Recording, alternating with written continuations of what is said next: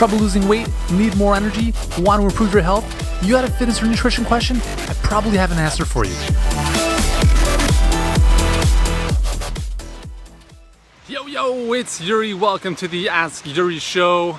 Taking a walk again by the river with the dogs and the weighted vest. And today I've got a question from Sandy and Dennis, who are asking me about ketones and the ketogenic diet. They're basically asking, or they want to know.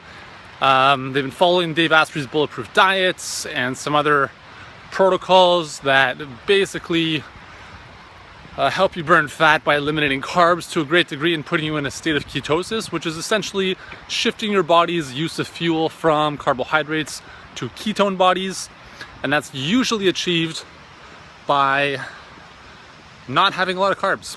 Okay, so some ketogenic diets are about 85% fat, which is pretty excessive, as you can imagine. So they want to know what the deal is. Is this safe? Is this healthy to do? They've obviously experienced some benefits from it. So here's my take. Like, Dave Asprey's a friend of mine. Love his work. I think he's done an amazing job. I do believe that there's a lot of benefit to having a lot more healthy fats in your diet. Okay, don't get me wrong with that. Whether that's grass-fed butter, coconut oil, fish oil, flaxseed oil, all those great butters, all those great fats are really important for your health. Now, here's the thing though, is that carbohydrates have been demonized. And partly rightly so, because a lot of the carbohydrates that we tend to think about when we think about carbs are breads, pastas, pastries, muffins, stuff like that you'd find at Starbucks. Absolutely, those carbs, not a good thing. But the problem I have is that carbohydrates are pretty much everything you see behind me. That's a carbohydrate for the most part. Okay, plants are carbohydrates, vegetables, fruits, those are all carbohydrates. I mean, every food has, carbs, proteins, and fats, but for the most part, plants are predominantly carbohydrates. So when you start eliminating those foods out of your diet, you miss out on a lot of the benefits that come with those foods. Now, that's not to say that ketogenic diets like the bulletproof diet or other diets are telling you not to have green leafy vegetables, because you can still have those.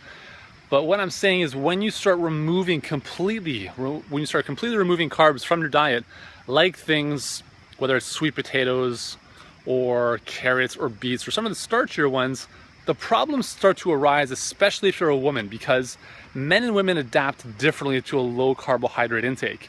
And specifically the problem with women, especially women, is its impact on your thyroid.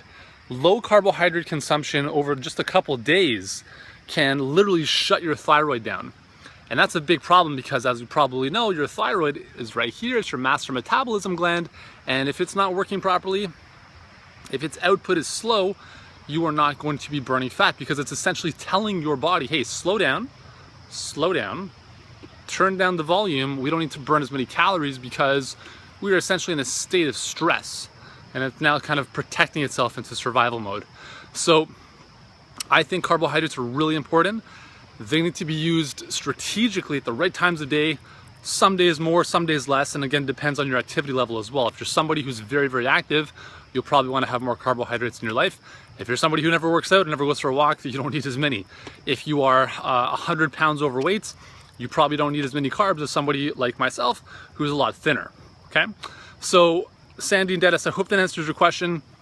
There are definitely some benefits to being in a ketonic state. Mental clarity, you're gonna lose weight, but again, is it something that's sustainable?